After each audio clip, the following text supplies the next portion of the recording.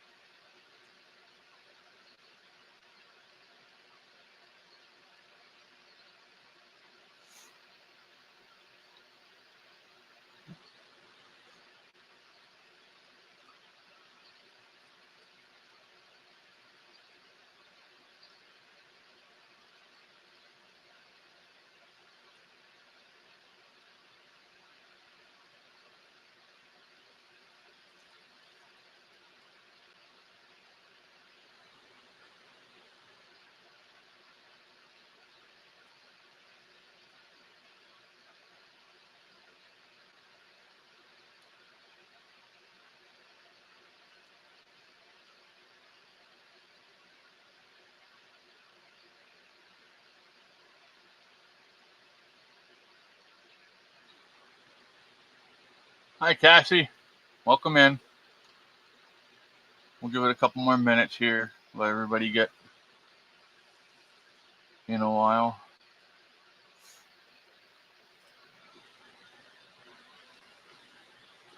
How are you doing today?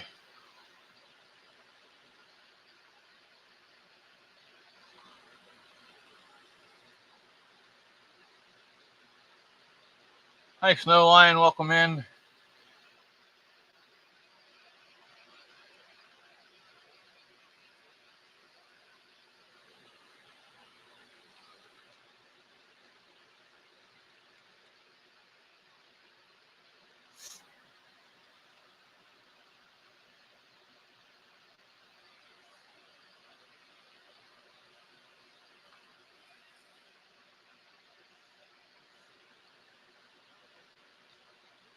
Hey, Jay. Welcome in, bud.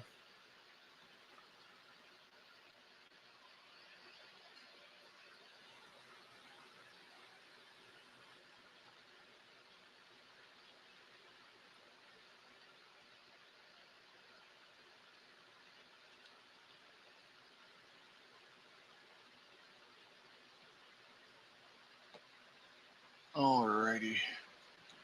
We are continuing in the book of Matthew. We are at chapter 14. Sounds good, Cassie. Now you're making me hungry, dang it.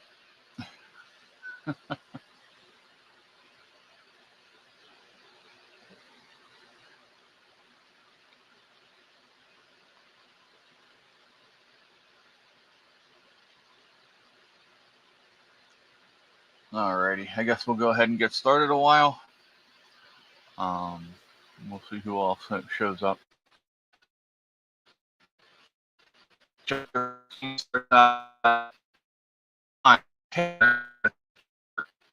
Heard of the fame of Jesus, and said unto his servants, This is John the Baptist. He is risen from the dead, and therefore mighty works do shew forth themselves in him. For Herod had laid hold on John, and bound him, and put him in prison for Herodias' sake, his brother Philip's wife. For John said unto him, It is not lawful for thee to have her. And when he would have put him to death, he feared the multitude, because they counted him as a prophet. So here, what they're saying is Herod is talking about having heard about Jesus and how he's famous around the people for his works and stuff. And then he's talking about having put John the Baptist in prison because Herod took his brother's wife for his own. And John told him that it was not legal for him to do that. So he's saying he would have had him put to death for saying that, except that he feared that his people would rise up against him had he done that, for him being a prophet.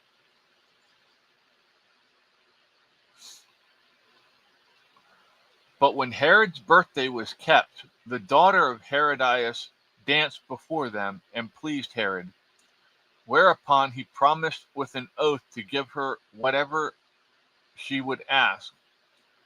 And she, being before instructed of her mother, said, Give me here John the Baptist's head in a charger. And the king was sorry.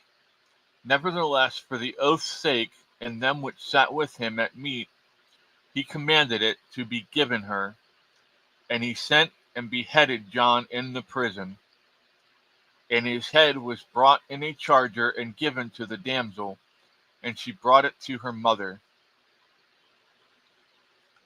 So, even though he feared putting him to death, he knew that if he didn't fulfill his oath to the daughter, that would probably look worse for him with his friends and family around him.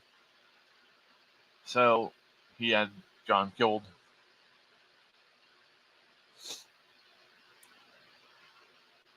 And his disciples came and took up the body and buried it, and went and told Jesus. When Jesus heard of it, he departed thence by ship into a desert place apart. And when the people had heard thereof, they followed him on foot out of the cities. And Jesus went forth and saw a great multitude, and was moved with compassion towards them. And he healed their sick. And when it was evening, his disciples came to him, saying, This is a desert place, and the time is now past.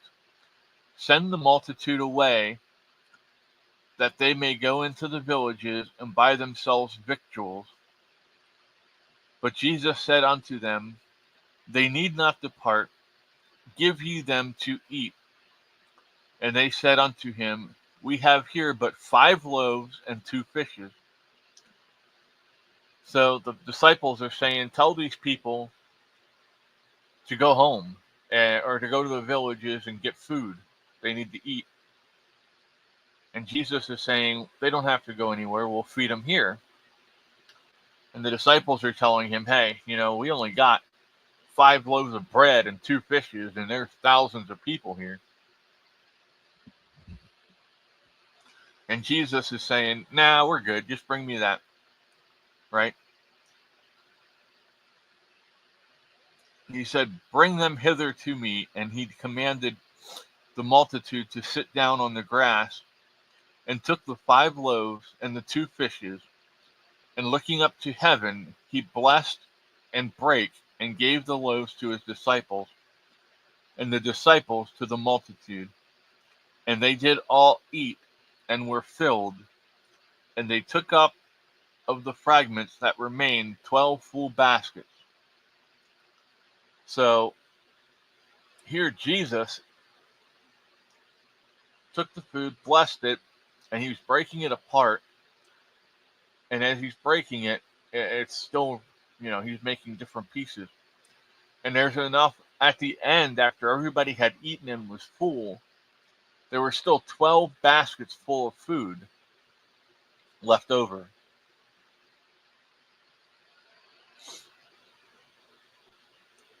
Good morning, Andrea. Welcome in.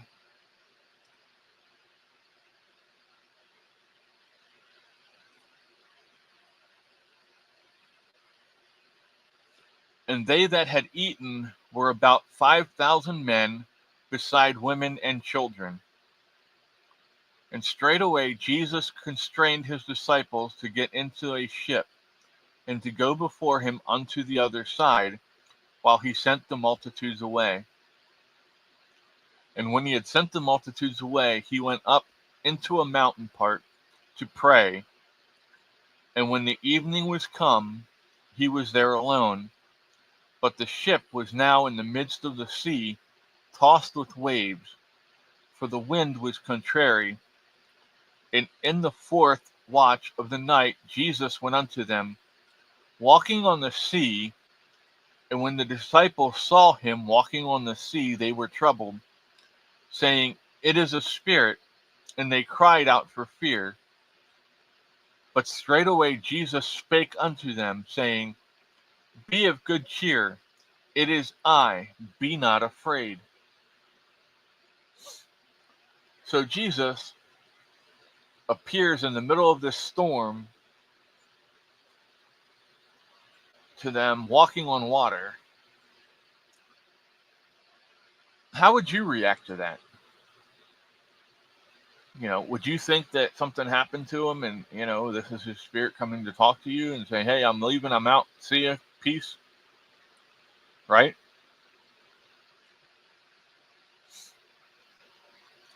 And Peter answered him and said, Lord, if it be thou, bid me come unto thee on the water.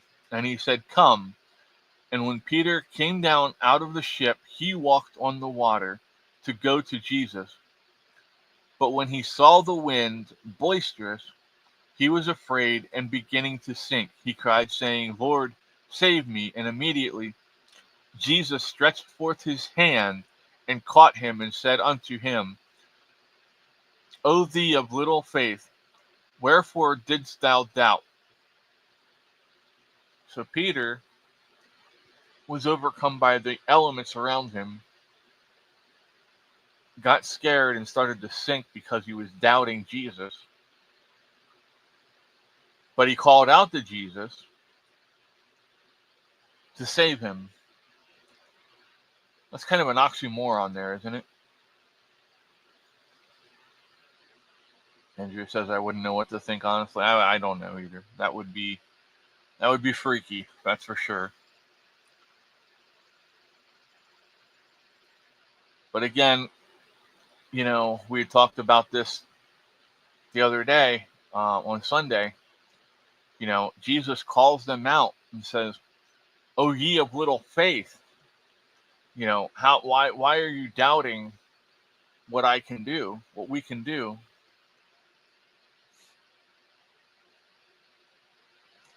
And when they were come into the ship, the wind ceased. Then they that were in the ship came and worshipped him, saying, Of a truth thou art the Son of God. And when they were gone over, they came into the land of Gennesaret. And when the men of that place had knowledge of him, they sent out into all that country around about, and brought unto him all that were diseased, and besought him that they might only touch the hem of his garment. And as many as touched were made perfectly whole. So Jesus's acclaims had gone out far and wide. So people had heard about what he was doing, And when they had heard he was in their city, they brought all the sick to him and wanted to know that he would heal them just by touching his garment. Um, and it said that they were made perfectly whole, so they were healed. Chapter 15.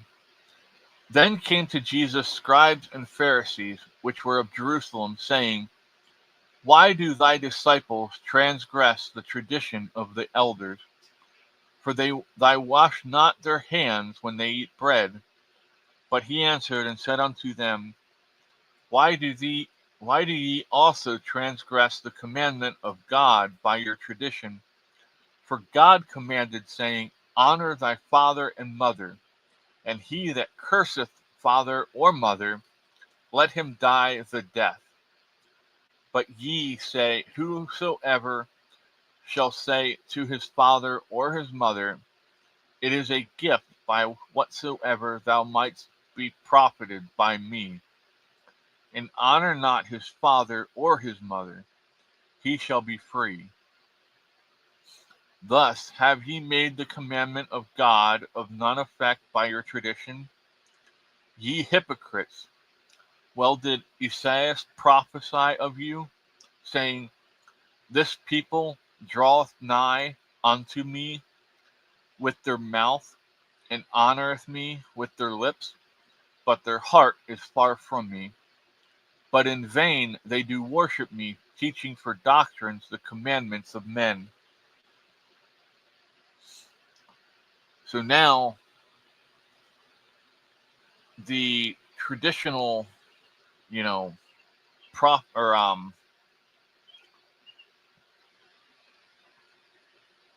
scribes and Pharisees. The Pharisees are the teachers of the old ways. Come to him and confront him about his disciples, and he comes back at them and says, "Why are you teaching false doctrine? You're making your own man-made commandments that are not from your Father God." And he called the multitude and said unto them, Hear and understand. Not that which goeth into the mouth defileth a man, but that which cometh out of the mouth, this defileth a man. All right, I'm going to ask you guys what you think that means. He said, Hear and understand. Not that which goeth into the mouth defileth a man, but that which come out of the mouth, this defileth a man.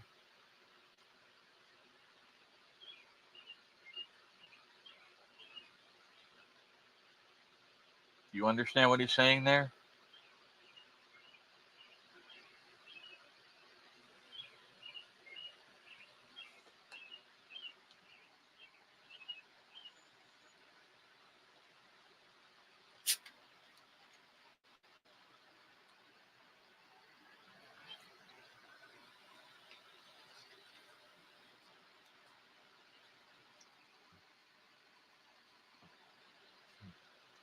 Anyone?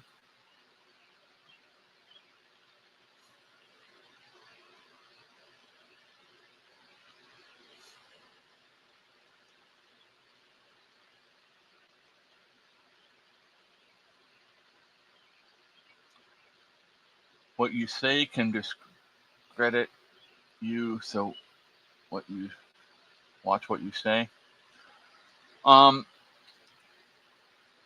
The Pharisees were talking about what they were eating. So what Jesus was saying was going against, because you know how the Jewish people have to have their stuff kosher, it has to be killed and blessed by a rabbi, and they're not allowed to eat certain meats. Jesus is saying now that what you eat doesn't defile you. So you can eat whatever you want at this point. But what you say can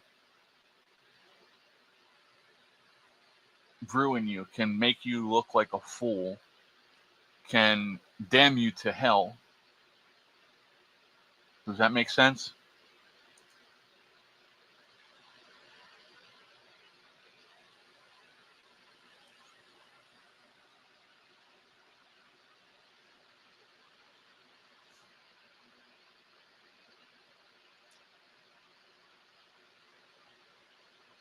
Okay.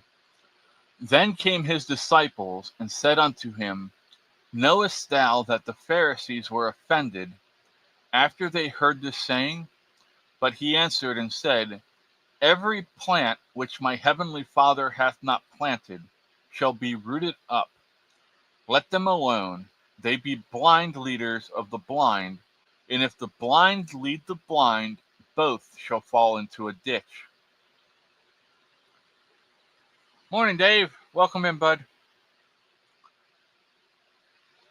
So he's saying, telling the disciples not to worry about what the Pharisees are doing because they're just walking around saying things that they shouldn't be saying, right? Then answered Peter and said unto him, Declare unto us this parable. And Jesus said, Are ye also yet without understanding? Do not ye yet understand that whatsoever entereth in at the mouth goeth into the belly, and is cast out into the draught?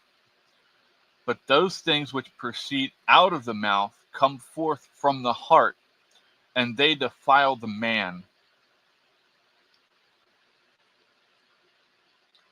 For out of the heart proceed evil thoughts, murderers, adulteries, fornications, thefts, false witness, blasphemies. These are the things which defile a man, but to eat with unwashen hands defileth not the man. So here he's saying that out of the heart is where all of these sins come from. Evil thoughts, murders, adulteries, fornications, thefts, false witness, blasphemy. So we need to make sure that we're watching what we say and making sure that when we say stuff, we're doing it with a good heart and good intentions. Then Jesus went thence and departed into the coast of Tyre and Sidon. And behold, a woman of Canaan came out of the same coast, and crying unto him, saying, Have mercy on me, O Lord, thou son of David. My daughter is grievously vexed with a devil. But he answered her not a word. And his disciples came and besought him, saying, Send her away, for she crieth after us. But he answered and said, I am not sent but unto the lost sheep of the house of Israel. Then came she and worshipped him, saying, Lord, help me. But he answered and said, It is not meet to take the children's bread and to cast it to dogs.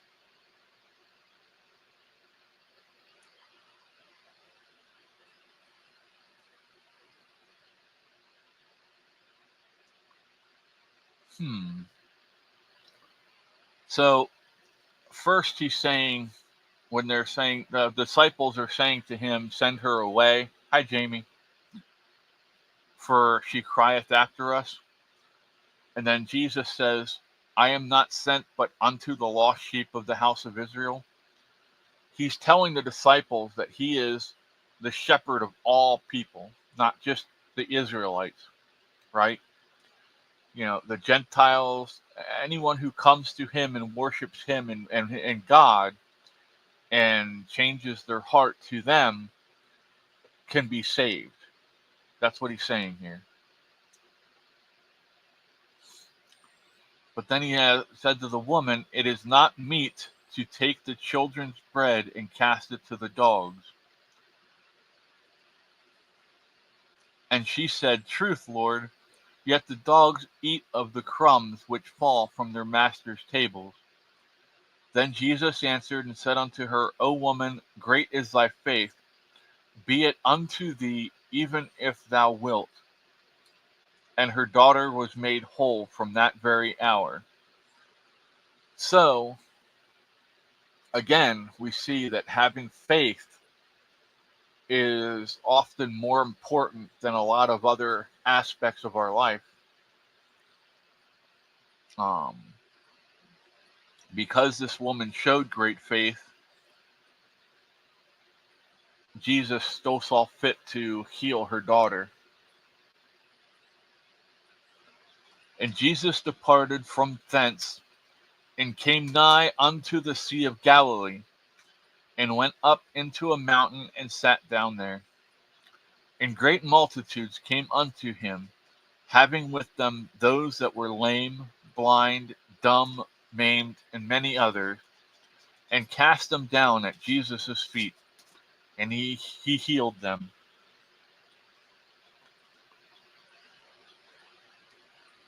Insomuch that the multitude wondered, when they saw the dumb to speak, and the maimed to be whole, the lame to walk, and the blind to see, and they glorified the God of Israel. Then Jesus called his disciples unto him, and said, I have compassion on the multitude, because they continue with me now 3 days, and have nothing to eat. And I will not send them away fasting, lest they faint in the way. And his disciples said unto him, Whence should we have so much bread in the wilderness, as to fill so great a multitude? And Jesus said unto them, How many loaves have ye? And they said, 7, and a few little fishes. And he commanded the multitude to sit on the ground. And he took the 7 loaves and the fishes, and gave thanks, and brake them, and gave to his disciples, and the disciples to the multitude. And they did all eat, and were filled. And they took up of the broken meat that was left 7 baskets full. So again, Jesus took a little food and broke it into pieces enough to fill the stomachs of thousands of people that were with him, and have 7 baskets full of food left at the end.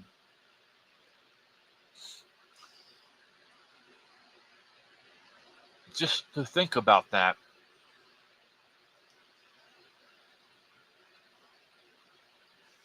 I mean, it's mind-blowing, isn't it? To think that just by him giving blessing and thanking God for the food, he was able to feed all those people.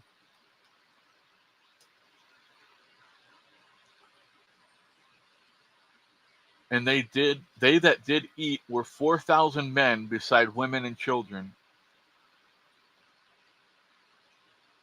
So again, like I said, thousands of people.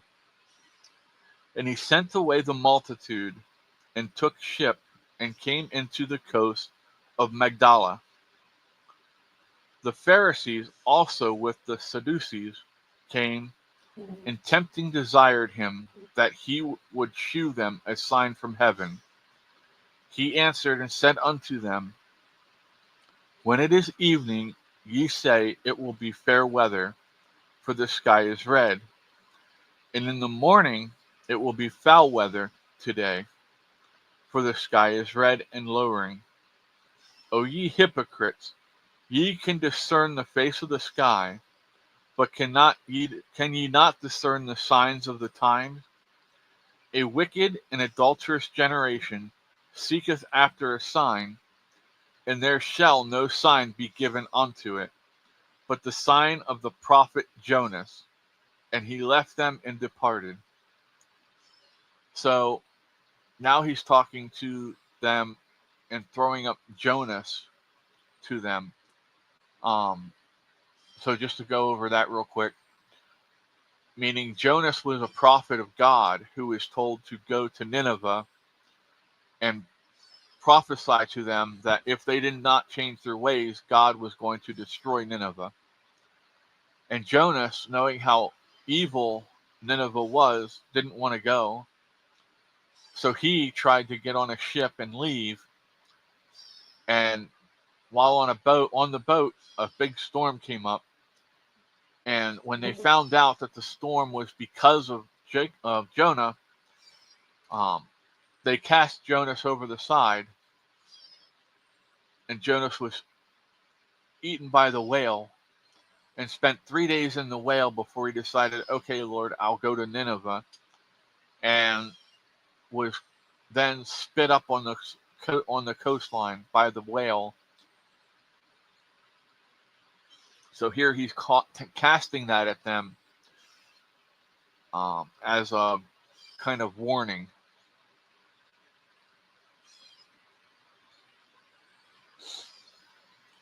And when his disciples were come to the other side, they had forgotten to take bread. Then Jesus said unto them, take heed and beware of the leaven of the Pharisees and of the Sadducees. And they reasoned among themselves, saying, it is because we have taken no bread. Which when Jesus perceived, he said unto them, O ye of little faith. Again, here we come back to the faith again, remember? Why reason ye among yourselves, because ye have brought no bread? Do ye not understand, neither remember the 5 loaves of the 5,000, and how many baskets ye took up? Neither the 7 loaves, nor the 4,000, and how many baskets ye took up? How is it that ye do not understand that I spake it not to you concerning bread, that ye should beware of the leaven of the Pharisees and the Sadducees? So now he's telling the disciples not to take bread, leaven is bread, from the Pharisees or the Sadducees, and to beware of it. Then understood they how that he bade them not beware of the leaven of bread, but of the doctrine of the Pharisees and the Sadducees. Okay, so I had that wrong. I'll admit when I'm wrong. So he was talking about the doctrine, not the actual food. I'm sorry. When Jesus came into the coast of Caesarea Philippi, he asked his disciples, saying, whom do men say that I, the Son of Man, am?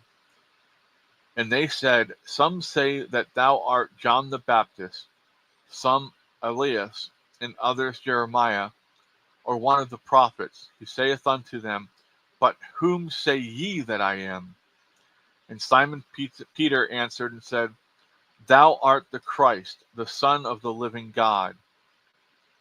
And Jesus answered and said unto him, blessed art thou, Simon Bar-Jonah, for flesh and blood hath not revealed it unto thee, but my Father which is in heaven.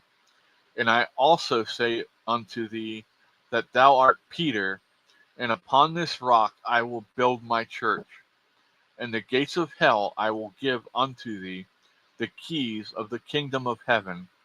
And whatsoever thou shalt bind on earth shall be bound in heaven, and whatsoever thou shalt loose on earth shall be loosed in heaven. So here, Jesus is telling Peter that you are to build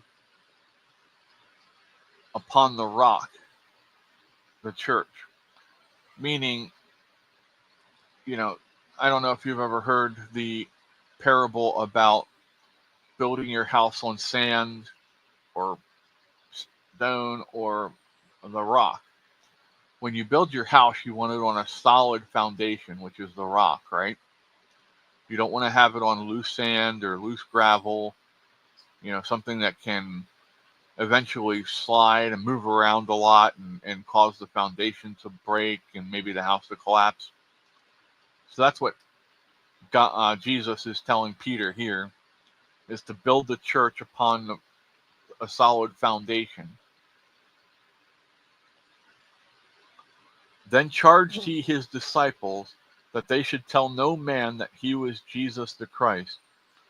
From that time forth began Jesus to shew unto his disciples how that he must go unto Jerusalem and suffer many things of the elders and chief priests and scribes, and be killed, and be raised again the third day. Then Peter took him and began to rebuke him, saying, Be it far from thee, Lord, this shall not be unto thee. But he turned and said unto Peter, Get thee behind me, Satan. Thou art an offense unto me, for thou savorest not the things that be of God, but those that be of men. So here, Jesus is foretelling of him going to Jerusalem, being beaten by the people, crucified, and resurrected in 3 days. And Peter says, you don't have to do this. This is not, you shouldn't have to do this. And Jesus gets so offended by this that he actually tells Peter to get behind me and calls him Satan, and says that he doesn't savor not the things that be of God, but those that be of men, meaning he's letting his feelings get in the way of what should be truthful. Then said Jesus unto his disciples, If any man will come after me, let him deny himself, take up his cross, and follow me. For whosoever will save his life shall lose it, and whosoever will lose his life for my sake shall find it. So here, he's telling them that if you want to follow me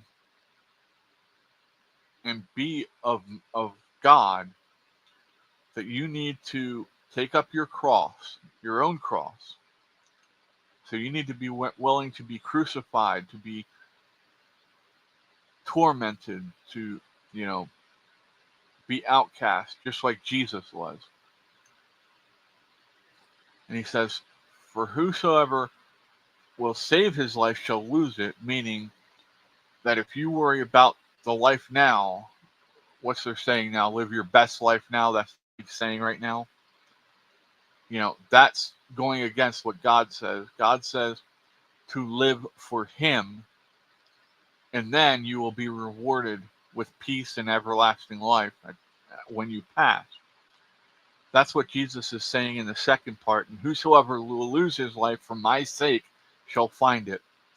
For what is a man profited if he shall gain the whole world and lose his own soul?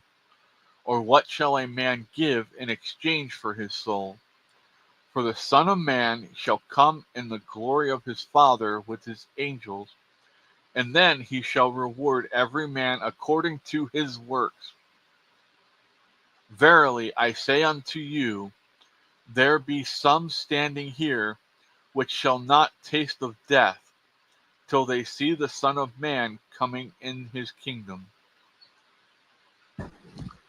So now he's talking about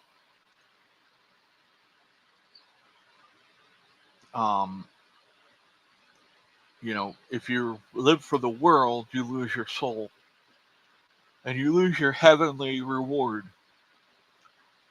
And it says here that at the end, God is going to reward every man according to his works. So that's judgment. And he says, there be some standing here So some of the apostles he's calling out, saying that they shall not taste of death until they see the Son of Man coming in his kingdom. So he's telling the apostles that they're going to do things that they should not be doing. Chapter 17. Are we okay now? Do we have any questions?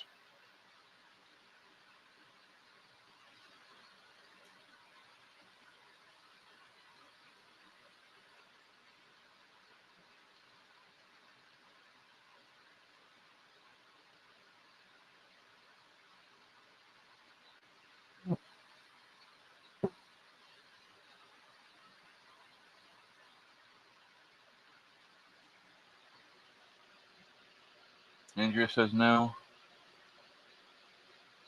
Okay, we will keep going. Chapter 17. And after 6 days, Jesus taketh Peter, James, and John, his brother, and bringeth them up into a high mountain apart, and was transfigured before them, and his face did shine as the sun, and his raiment was white as the light. And behold, there appeared unto them Moses and Elias, talking with him. Then answered Peter and said unto Jesus, Lord, it is good for us to be here. If thou wilt, let us make here 3 tabernacles, one for thee, one for Moses, and one for Elias. So now Peter is wanting to make 3 different altars at that point. While yet he spake, behold, a bright cloud overshadowed them, and behold, a voice out of the cloud, which said, This is my beloved Son, in whom I am very well pleased. Hear ye him. And when the disciples heard it, they fell on their face and were sore afraid. And Jesus came and touched them, and said, Arise, and be not afraid. And when they had lifted up their eyes, they saw no man, save only Jesus. So now, God literally talks to these men who were there, telling them that this is my Son, of whom I am well pleased. And it scared the disciples so bad that they just dropped to the ground.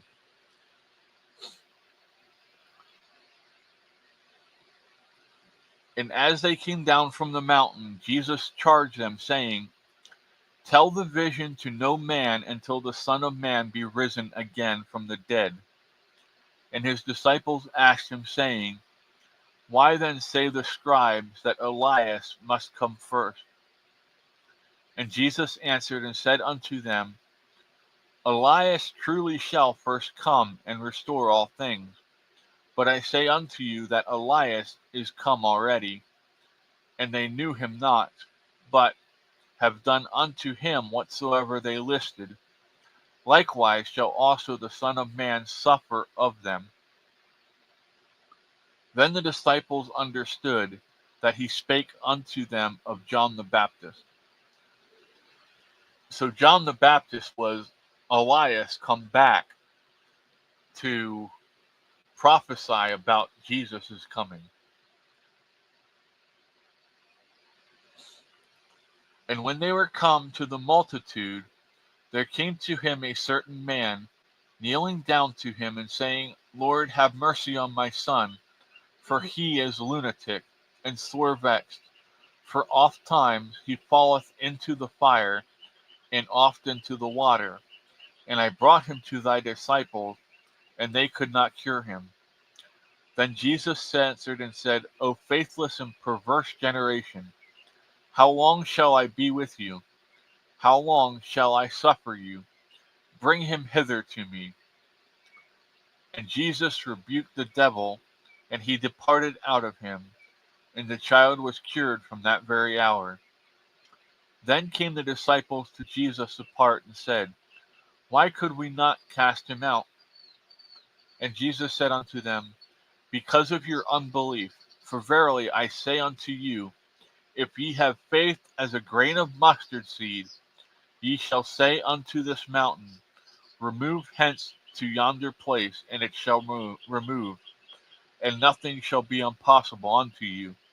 Howbeit this kind goeth not out but by prayer and fasting. So Jesus is telling them that they didn't have enough faith to cure the boy, that they didn't believe in it enough. And he's saying that if you had the faith of a mustard seed, the grain of a mustard seed, that you can move the mountains. That's what he's saying there.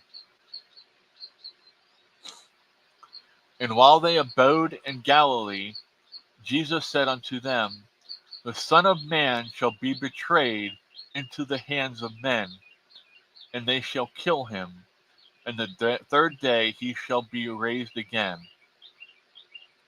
And they were exceeding sorry. And when they were come to Capernaum, they that received tribute money came to Peter and said, Doth not your master pay tribute?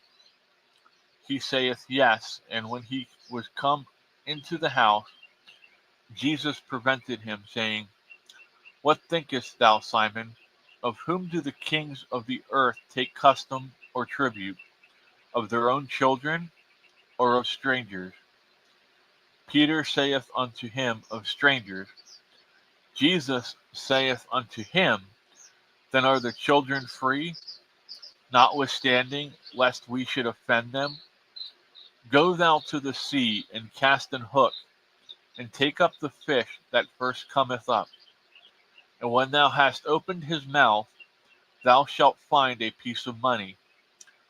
Take that, and give unto them for me and thee.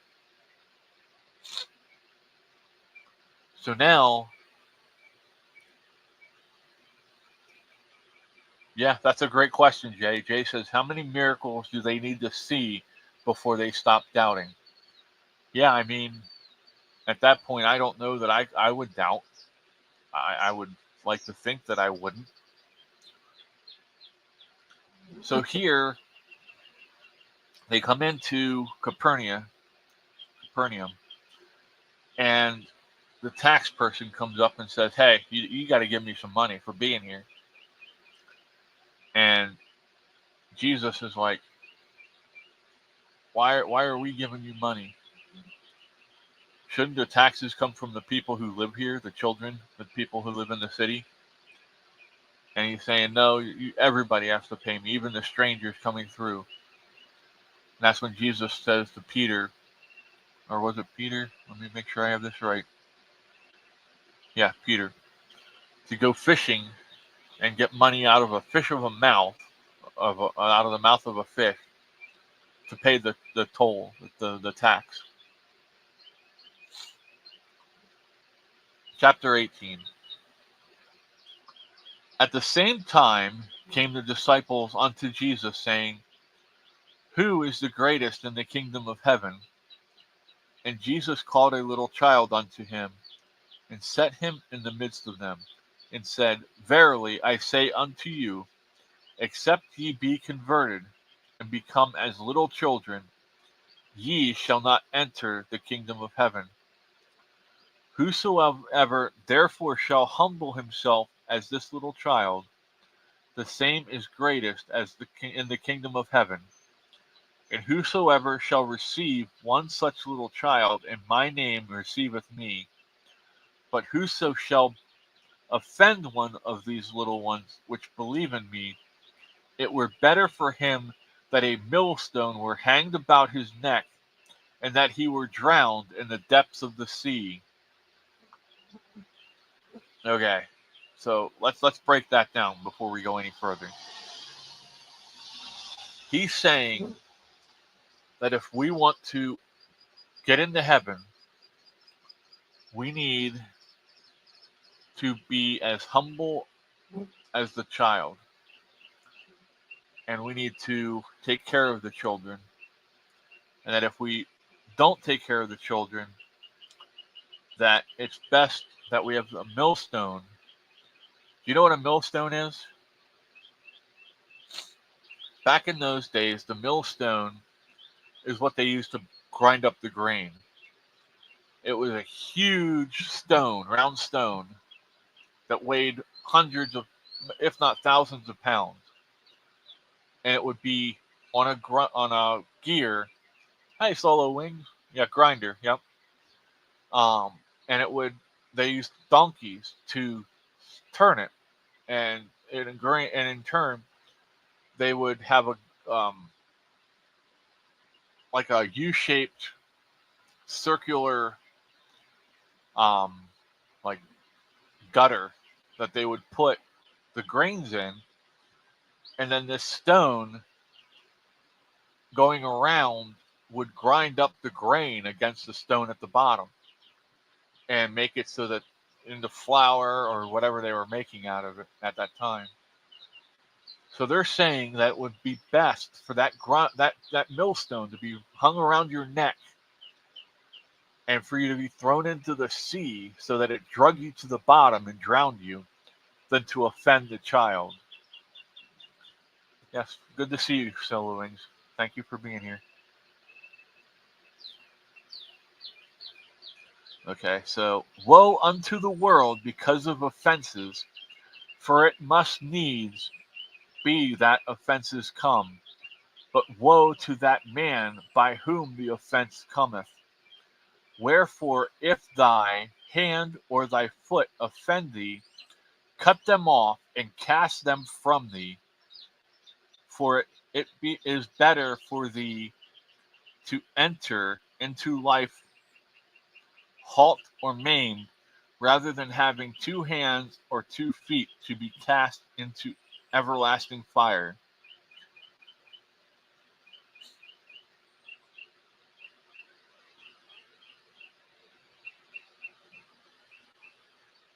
Um, yeah, I can see that, Solar Wings, but it's also um aimed at anyone who hurts children, pedophiles, that sort of thing. It goes against all of them.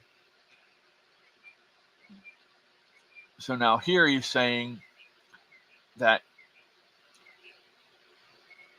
if your hand or foot offends, that it's better to cut that off and go into heaven without it than to have that one part of your body drag you to hell.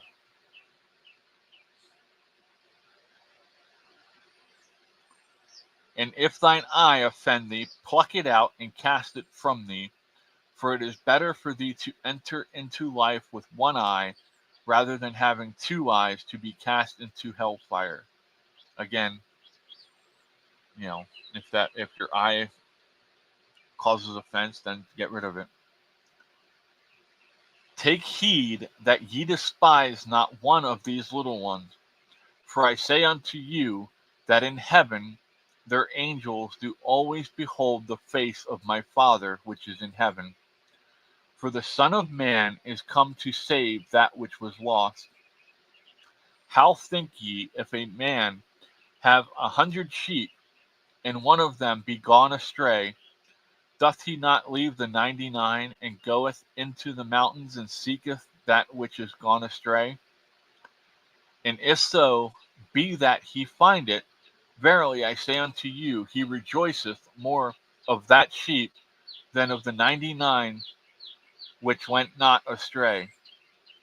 Even so, it is not the will of your Father which is in heaven that one of these little ones should perish. So, right here is probably the biggest anti abortion verse that you will ever hear, right? He says that not even one of these little ones should perish.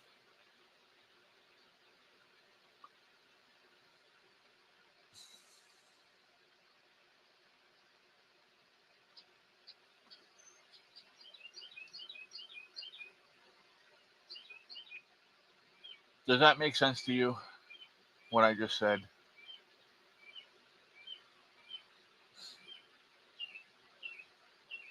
I want to make sure that I'm making sense here, because I don't want to politicize any of this. That's not what this is about. But morally, this would be the answer to that abomination, which would that's what God would consider abortion an abomination, because they're murdering the children. Moreover, if thy brother shall trespass against thee, go and tell him his fault between thee and him alone. If he shall hear thee, thou hast gained thy brother. But if he will not hear thee, then take with thee one or two more, that in the mouth of 2 or 3 witnesses every word may be established. And if he shall neglect to hear them, tell it unto the church. But if he neglect to hear the church, let him be unto thee as an heathen man and a publican. So here, Jesus is saying, if you have a problem with someone, go and talk to that person. Don't talk behind their back about them. Go and talk directly to them. And if they don't make it right, then go get some other people and bring them to him and let them talk to him. And if he still doesn't come to it, then you're supposed to talk to the church and have the church talk to him. Then if he still doesn't take care of it, then you're just supposed to be done with him, because at that point, Jesus considers him a heathen. Verily I say unto you, whatsoever ye shall bind on earth shall be bound in heaven, and whatsoever ye shall loose on earth shall be loosed in heaven. Again I say unto you, that if 2 of you shall agree on earth as touching anything that they shall ask, it shall be done for them of my Father which is in heaven. For where 2 or 3 are gathered together in my name, where am I in the midst of them? So this is basically talking about the church, where if 2 or 3 are gathered together in his name, then you're worshiping in his name. And that can be considered church.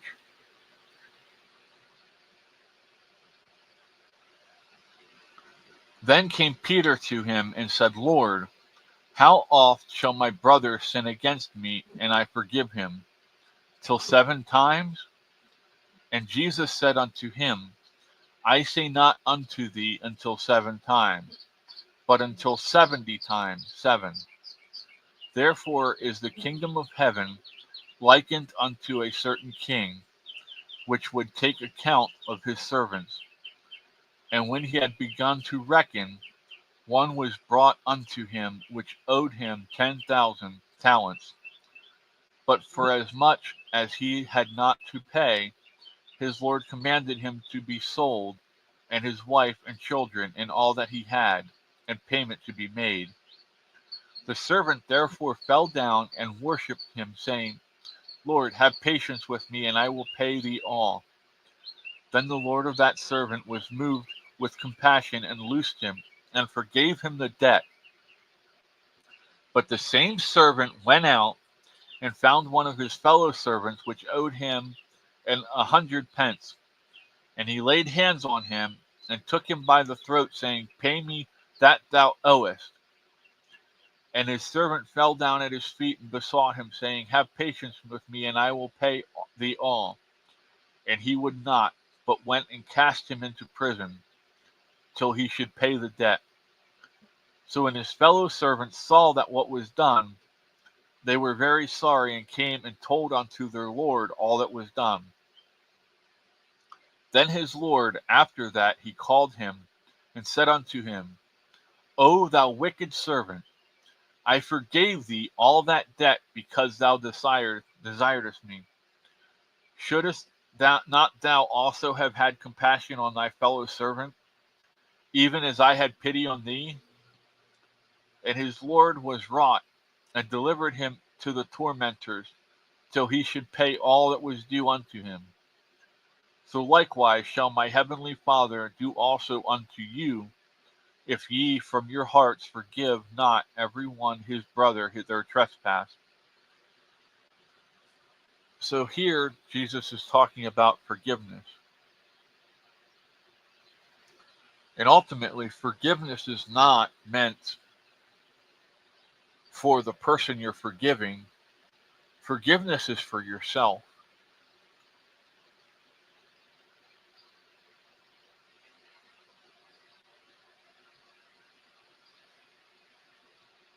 Sorry, I had to turn off an alarm.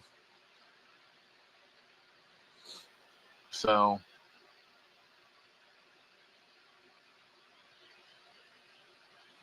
um, so you're always supposed to forgive those that offend you or do harm to you, right? And it came to, well,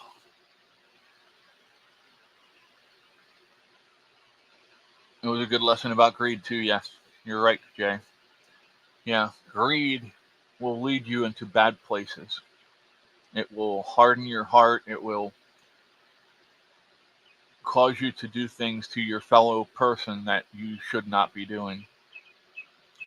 But I'm gonna have to wrap things up there for the day. We made it through 5 chapters, so it was a good time. I appreciate you being here. If you were interested, we can do this again tomorrow. Um, so I'll talk to you about it on Discord. Solo Wings, are you on Tyler's Discord?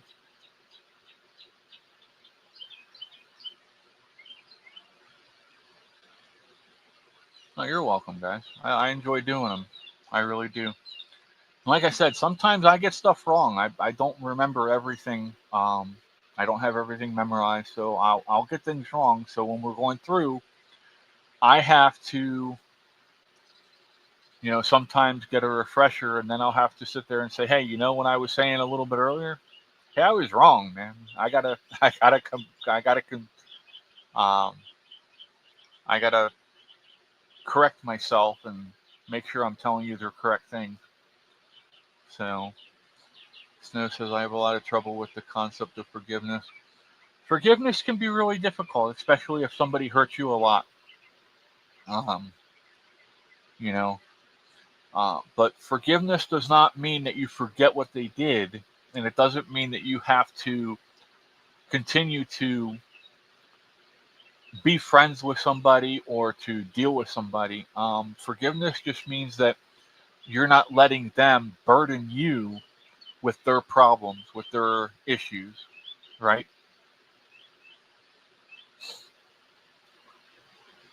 So, but I appreciate you joining us, and I enjoy it. Let's say a quick prayer before we leave. Um, Dear Lord, thank you for this time together to fellowship and to go through your word and learn it and to find the meanings behind what your son said.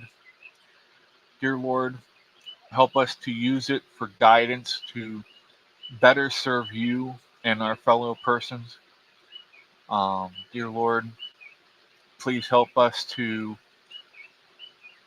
understand the concept of forgiveness and to take it to heart and to put it into practice and to work with other people to better equip ourselves to get through this life and into the afterlife in one piece and into your heavenly realm. We pray this in your son's name, Jesus. Amen.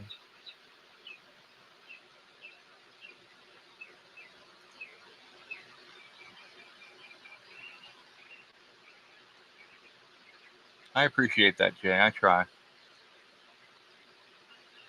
Yes, no, that's yeah. You can do that. You can cut people off, but you still have to work through the forgiveness part.